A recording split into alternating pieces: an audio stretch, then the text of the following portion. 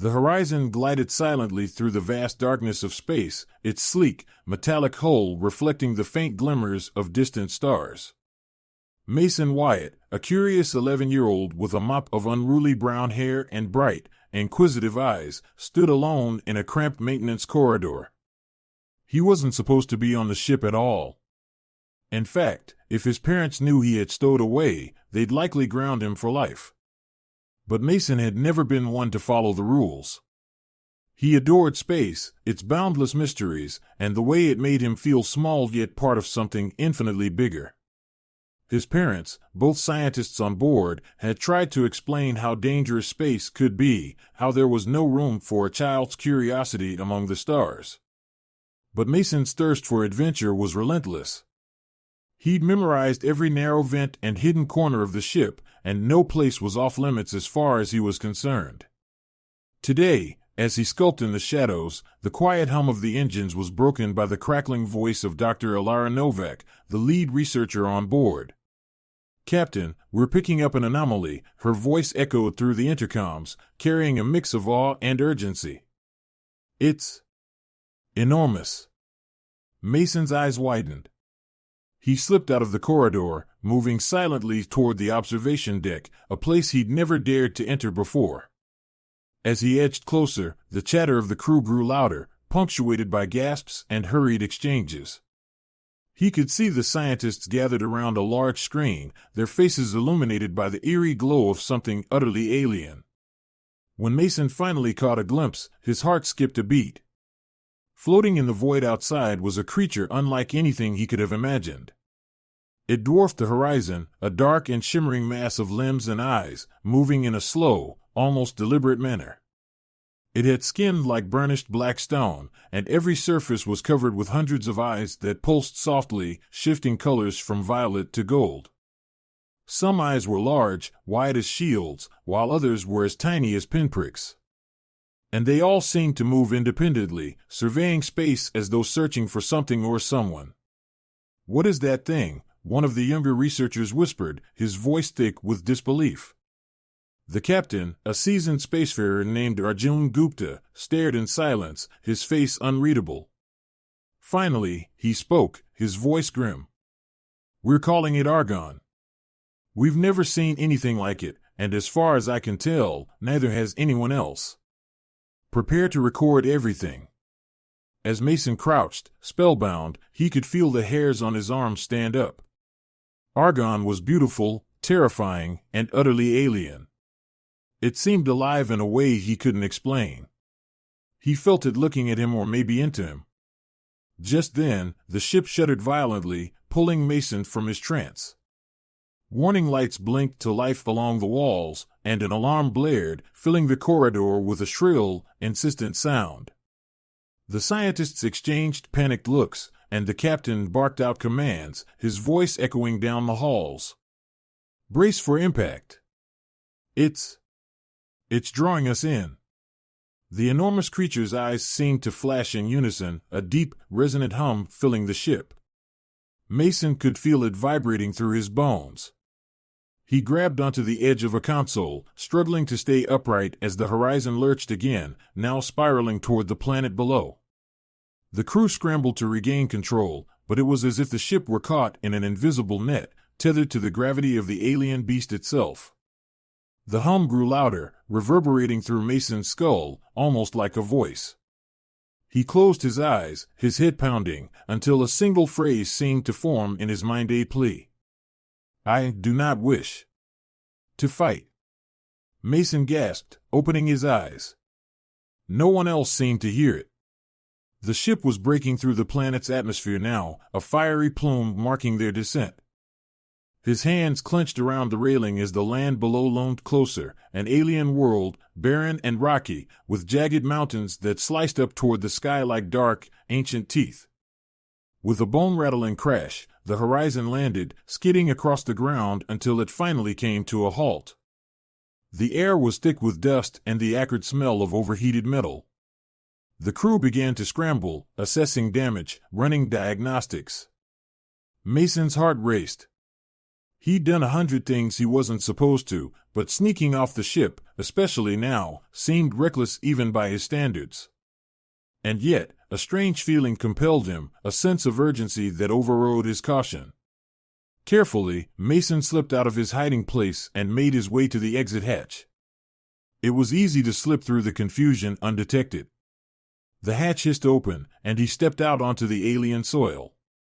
The landscape was surreal. The ground was a dark gray, almost black, dotted with patches of crystalline formations that glinted under the starlight.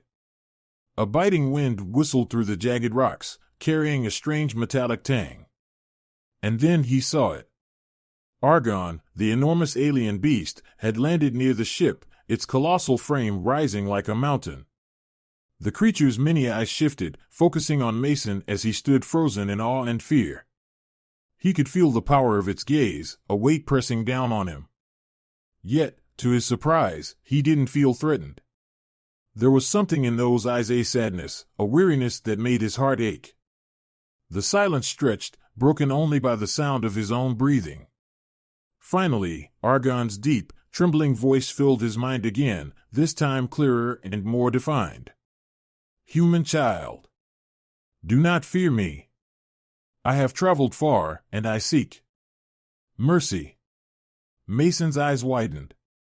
He hadn't expected a creature so massive, so awe-inspiring, to ask him of all people for mercy. "What do you mean?" he asked, barely above a whisper, his voice trembling with a mixture of fear and fascination. "Why would you ask me for mercy?"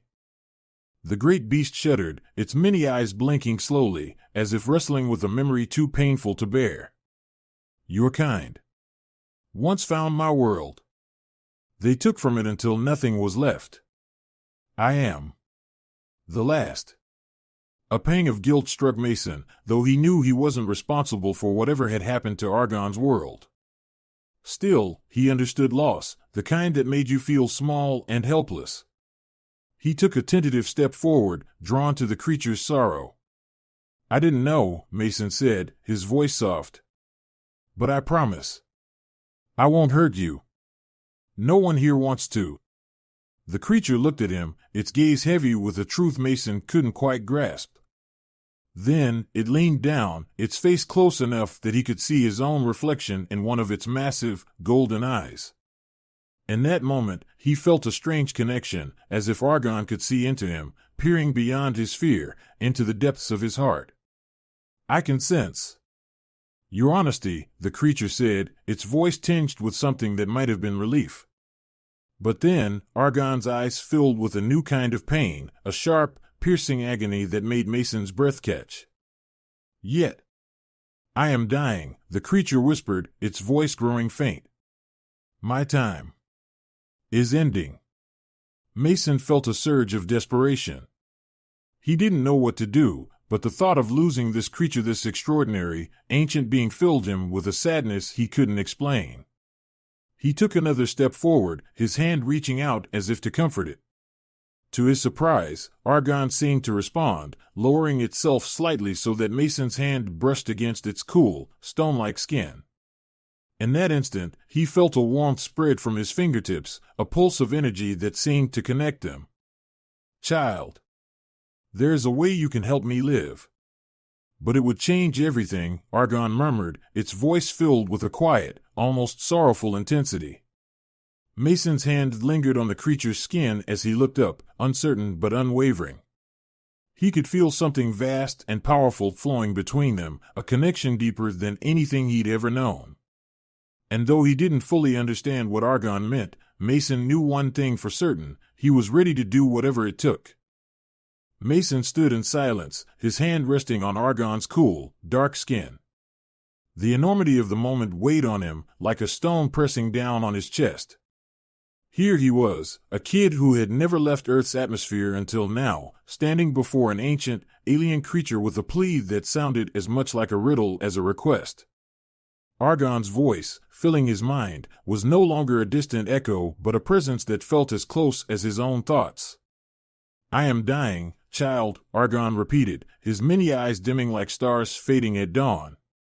"And if I fade, All my knowledge, my history, my very soul will vanish with me. I cannot let that happen. I must endure. Somehow. Mason looked up at Argon, swallowing hard. What? What can I do? Argon's eyes flickered, glistening with a strange, silent hope. There is a way to save me, but it requires a union. A bond, child, between your life and mine. It would grant me refuge in your body, a vessel for my essence. The word sent a chill down Mason's spine, yet he couldn't look away. Like we'd be sharing a body? He asked, both frightened and fascinated by the idea. Argon nodded, its voice like a low, rolling thunder. Yes. My memories, my consciousness. All would merge with yours. I would not take control, but I would be a part of you, guiding, protecting, sharing. Mason's thoughts whirled. He barely understood what Argon was asking of him, and yet he could feel the creature's desperation, a heavy, ancient sorrow that made him feel impossibly small and yet deeply connected to something far greater than himself. Would it hurt? Mason asked, barely able to get the words out. Only in the way that growth can be painful, Argon replied, a faint warmth in his tone. But once complete, our bond would transform us both. We would share memories, knowledge, feelings. Even the memories of my world, my people, would live on within you. Mason's mind reeled. Images from Argon's memory, scenes of lush, glowing landscapes, beings that shimmered with vibrant energy, and skies filled with unknown constellations flashed in his mind. He saw Argon's kind, peaceful giants who had once roamed a world brimming with life, a place now lost to time and humanity's greed. He felt Argon's sorrow, an ache so deep it was like staring into an endless void. I'll do it, Mason whispered, the decision taking root in his heart before he could even understand it fully. Argon's eyes softened, and a wave of gratitude washed over Mason, warm and reassuring. Thank you, child. Few would be as brave as you. The creature's elongated limb reached out, its many-jointed fingers extending toward Mason's chest. Mason tensed as Argon's touch settled over his heart, a feather-like presence that made him feel as if he were falling and floating all at once. The warmth deepened, spreading from his heart through every cell in his body. Are you ready? Argon's voice asked, gentle but unwavering. Mason took a deep breath. Yes. The world around him seemed to blur as a surge of energy pulsed through him. His mind was flooded with sensations, memories, and images that were not his own. He saw worlds bathed in light and shadow, entire galaxies spinning in perfect harmony, and the rise and fall of alien civilizations.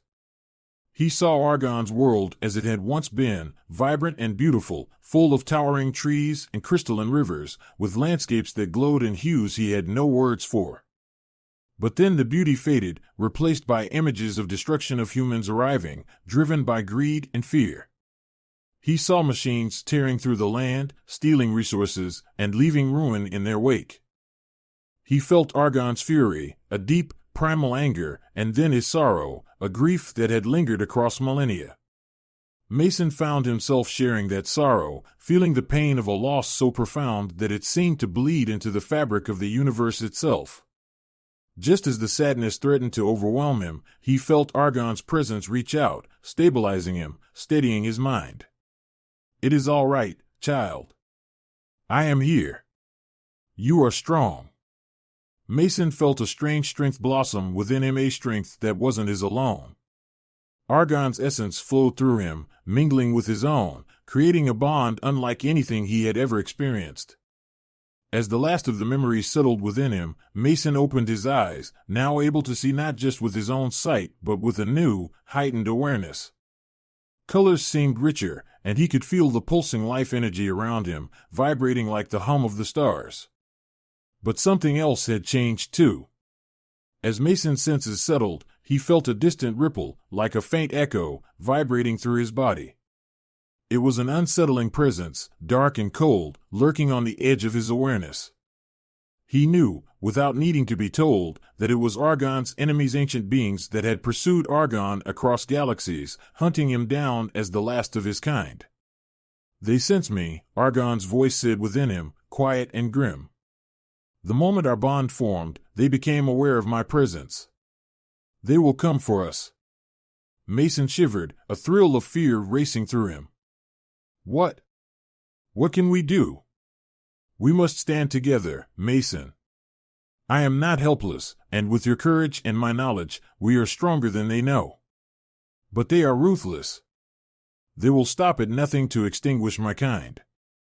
Mason nodded, feeling the weight of the responsibility settle over him.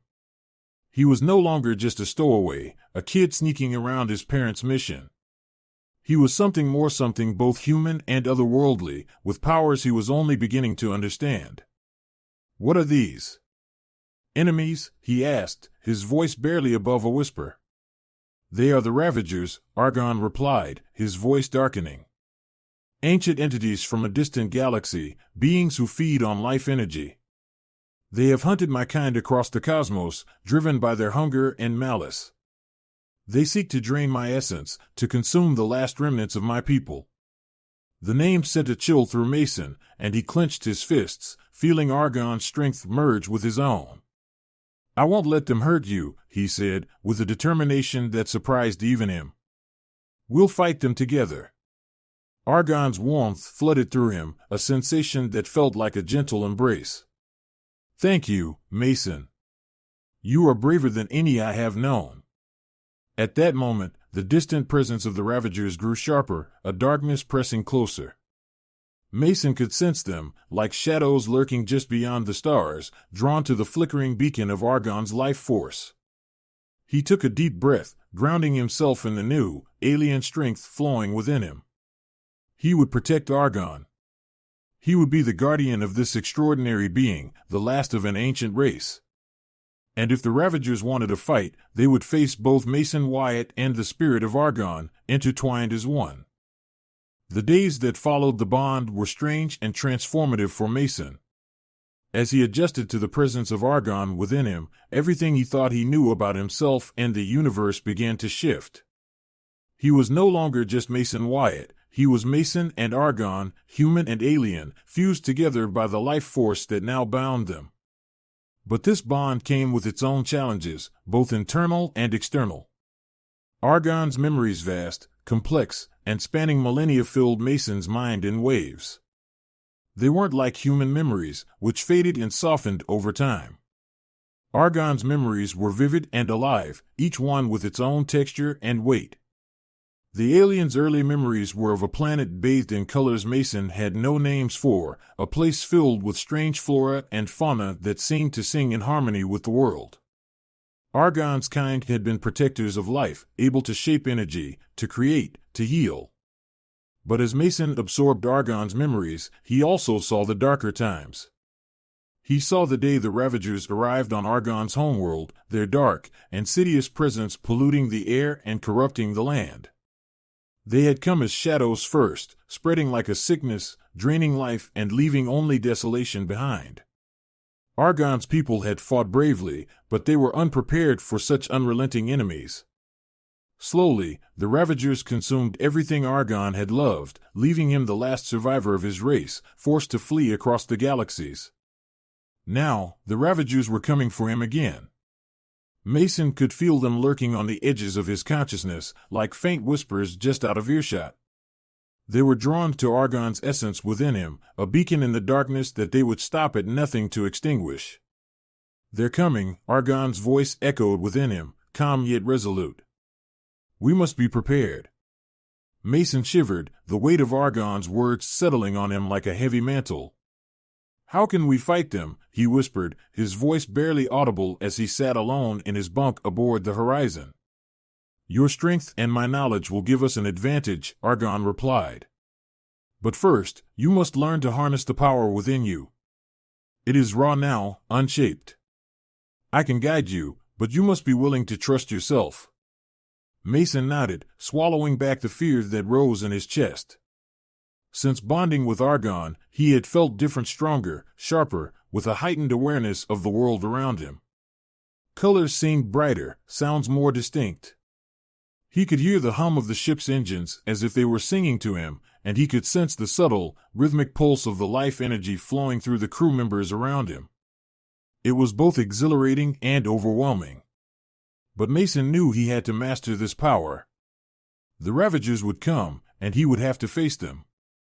Mason spent hours in secluded corners of the ship, training under Argon's guidance. His first task was learning to control the energy within him. He held out his hands, focusing as Argon instructed, feeling the strange, electric warmth gather in his palms. It was like holding the energy of a star, pulsating and alive, but somehow gentle, like the soft glow of bioluminescent creatures in the deep ocean. Focus, Mason, Argon urged him, his voice calm but firm. Energy is life itself. To wield it, you must understand it, respect it. Mason closed his eyes, letting his breath slow as he focused inward. He could feel Argon's presence guiding him, shaping the energy within him into a shield of shimmering light that danced across his skin. The first time he managed to maintain it for a few seconds, he felt a thrill of triumph.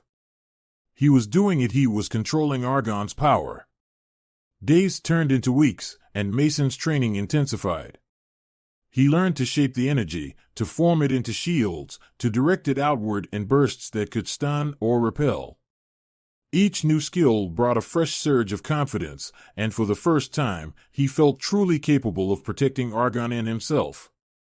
Yet, just as he was beginning to feel hopeful, a new sense of dread filled him. One night, as he lay in his bunk, he felt the distant, pulsing presence of the Ravagers growing stronger, nearer. They were close, drawn like moths to a flame, their dark energy seeking to smother the life force that Mason now carried. The attack came at dawn. Mason was jolted awake by the blaring of alarms and the heavy shudder of the ship as it lurched to one side. The lights flickered, and he heard panicked voices shouting orders over the intercom. He jumped out of bed, his heart pounding, and rushed to the observation deck where the crew was scrambling. Through the viewport, he could see them, the Ravagers. They were a swarm of shadowy figures, writhing and twisting, as if made of pure darkness. They moved like a storm, swirling around the ship, their forms shifting between shapes that were almost humanoid but never fully solid. Their presence was a void, a sickening darkness that seemed to absorb all light and warmth around it. Mason's chest tightened. He could feel them pressing against the ship, probing, searching for him and the energy he carried. Argon's voice echoed urgently in his mind. Mason, it is time. You must face them. You have the strength within you, you need only summon it. The Ravagers began to batter against the ship, their dark energy creating cracks in the hull, and the air grew thick with the scent of burning metal. Mason felt a surge of panic, but he forced himself to stay calm, to remember his training. He reached out with his mind, feeling for the pulse of Argon's energy within him. It flared to life, warm and powerful, filling his veins like liquid light. He extended his hands, summoning a shield of shimmering energy around himself as he stepped forward, toward the airlock. "Where are you going?" one of the scientists shouted, her face pale with fear. Mason turned, meeting her gaze with a calmness that surprised even him. "I have to protect the ship. Trust me, I can do this." The crew watched, stunned, as Mason activated the airlock, stepping out onto the rocky surface of the alien planet they had landed on. The darkness swirled around him, closing in, but he held his ground, his shield bright and unwavering. The Ravagers moved closer, their hollow, whispering voices filling his mind. They were mocking, taunting, each word a slithering reminder of their insatiable hunger. "You carry the last of the life we seek," they hissed, their voices like a chorus of dark winds. "Surrender, and we will make your end swift." But Mason was no longer the frightened stowaway. He was a vessel of Argon's legacy, and he would not back down. He summoned his energy, letting it build within him, until he felt like he might burst with the power. Then, with a cry, he released it, sending a wave of light crashing outward. The darkness recoiled, hissing and screeching as the light burned through it, dispersing the shadows. Mason felt a fierce, exultant joy. He was fighting back, and he was winning. But the Ravagers regrouped, swirling around him, closing in tighter, their darkness pressing against his shield. He could feel them, their hunger, their anger, like a cold fire licking at the edges of his mind. "Do not give in, Mason," Argon's voice urged, stronger than ever. "They feed on fear. Stand firm." Drawing on Argon's strength, Mason pressed outward, expanding his shield, pushing the Ravagers back. He could feel Argon's presence within him, guiding him, helping him channel the power. His fear began to fade, replaced by a calm determination. He would protect Argon's legacy. He would protect his family, his friends, everyone on the ship. Finally, with a last surge of energy, Mason unleashed a blinding burst of light, a beacon that pierced the darkness and sent the Ravagers scattering into the void. They shrieked in frustration, their forms disintegrating into wisps of shadow that melted away, lost in the endless depths of space. As the light faded, Mason stood alone on the rocky surface, his heart racing, his skin still glowing faintly with the energy he had wielded. He felt Argon's voice, a quiet presence within him, filled with gratitude and pride. "You have done well, Mason. You are stronger than I could have ever hoped." Mason smiled, feeling a warmth settle in his chest. He had protected Argon, but more than that, he had proven to himself that he was capable of so much more than he had ever imagined. The Ravagers might come again, but he knew, now, that he had the strength to face them. And as he looked up at the distant stars, Mason felt a quiet certainty take root within him. He was no longer just a passenger in his own life. He was a guardian, a protector of an ancient legacy, and with Argon beside him, he would face whatever challenges lay ahead. Mason stood on the rocky surface of the alien planet, his body still tingling with the remnants of Argon's energy. The sky above was dark, peppered with unfamiliar stars, but Mason felt a deep connection to each one, as if he could hear their quiet song through the vastness of space. The victory against the Ravagers had granted him a new understanding, a newfound confidence in the bond he shared with Argon. But something deep within him whispered that this was only the beginning. The silence that followed the Ravagers' retreat was short-lived. As Mason re-entered the ship, he could see the crew staring at him with a mix of awe and uncertainty. His parents, Dr. Wyatt and Dr. Wyatt Saito, were among them, their faces pale with worry and shock. "Mason," his mother breathed, stepping forward. What have you become?" Mason felt the warmth of Argon's presence within him, and the ancient creature's voice echoed softly in his mind. "They are afraid, Mason. Not of you, but of the unknown that you now carry." Mason met his mother's gaze, the calm confidence of Argon's wisdom settling over him. "I'm still me, Mom," he said, a gentle smile breaking through. "But I'm also something more." His father took a hesitant step forward, his eyes fixed on the faint glow that still clung to Mason's skin. "We saw what you did out there. The light, the power. Mason, what's happened to you?" Mason took a deep breath, choosing his words carefully. "When I met Argon, he was alone, the last of his kind. He needed someone to carry on his legacy. I bonded with him to help him survive. But it means I've inherited his abilities, his memories." He looked down, feeling the weight of his parents' eyes on him. "I'm still Mason. But now, I'm also Argon." The scientists murmured, exchanging glances filled with wonder and apprehension. Mason's mother reached out, placing a hand on his shoulder, her touch grounding him in his humanity even as he felt the alien energy pulse through him. "Are you okay, Mason?" she asked, her voice barely a whisper. "I am," Mason replied, his gaze steady. "I know it sounds strange, but I feel right. Like I was meant to protect him, and maybe protect more than just him." Before his parents could respond, the ship shuddered violently. Alarms blared, and the lights flickered as the air was thick with the scent of burning circuits. The crew scrambled to their stations, eyes widening as the screens flickered with a familiar, ominous sight, the Ravagers. "They're back," shouted one of the crew members, her voice thick with fear. "And there are more of them." Mason felt a surge of dread. The Ravagers had tasted Argon's essence, sensed his power, and now they were coming in force.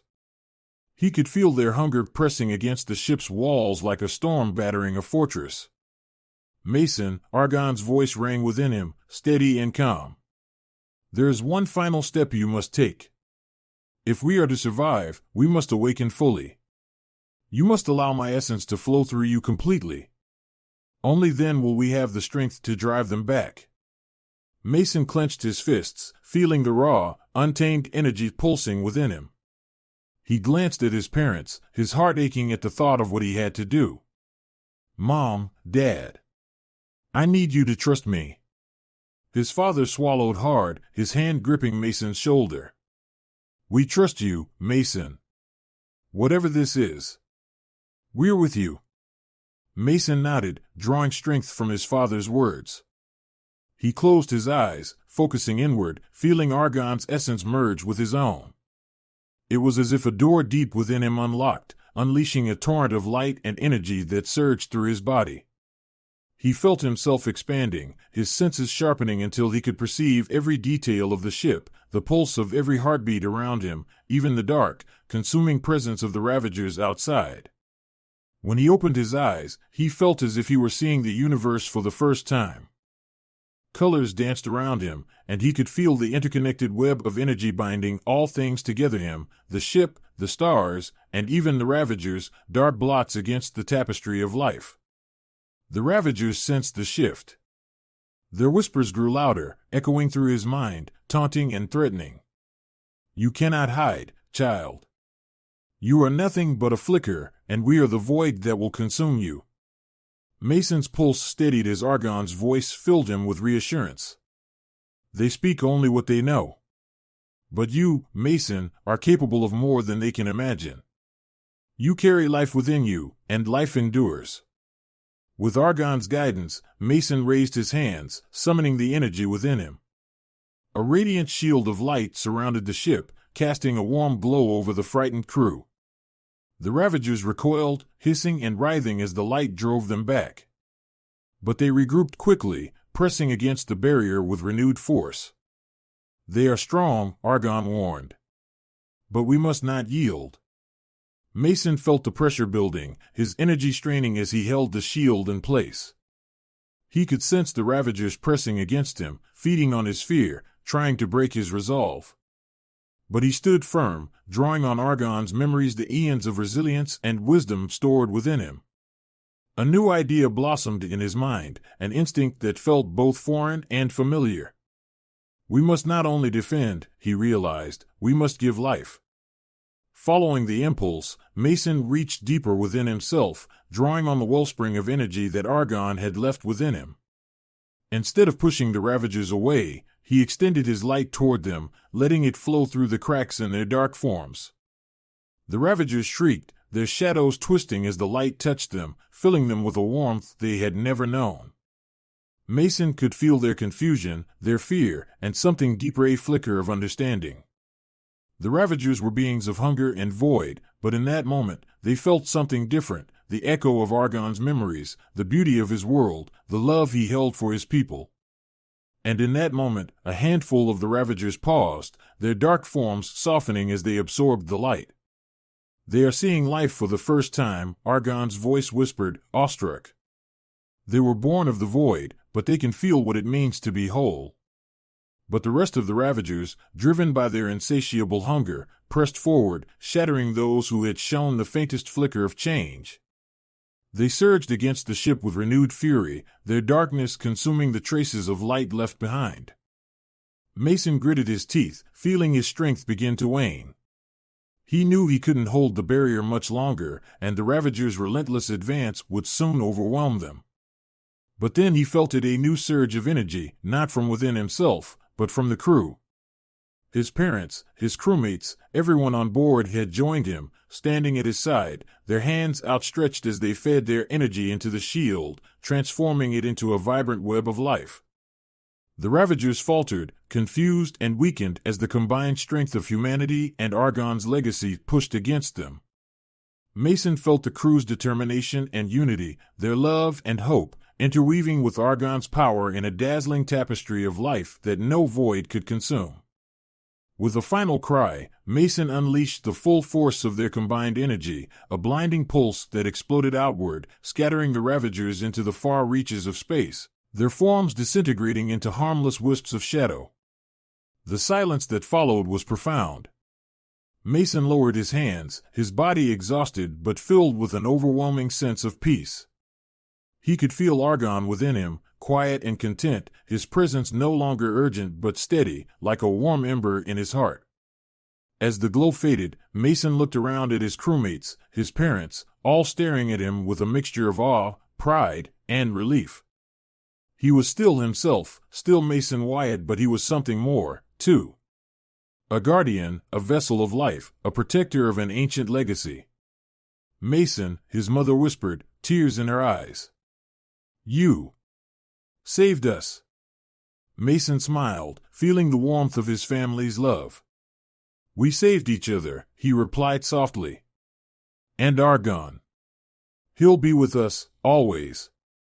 In the days that followed, the crew repaired the horizon, preparing to continue their journey home. Mason could still feel Argon's presence within him, a quiet, guiding strength that would never fade. He had inherited Argon's memories, his wisdom, and his purpose, and he knew that he would carry them forward. As the ship glided through the stars, leaving the planet and the echoes of the Ravagers behind, Mason gazed out at the vast, uncharted galaxies before him. The universe was still full of dangers, of dark and unknown places, but he was no longer afraid. He had become more than just a boy on an adventure. He was a guardian of life, a beacon in the darkness, carrying within him the last light of an ancient world. And with Argon's spirit as his guide, he knew that he would face whatever lay ahead with courage and strength. Because now, he was Mason Wyatt, the boy who had befriended a giant alien beast, and, together, they had become something unbreakable.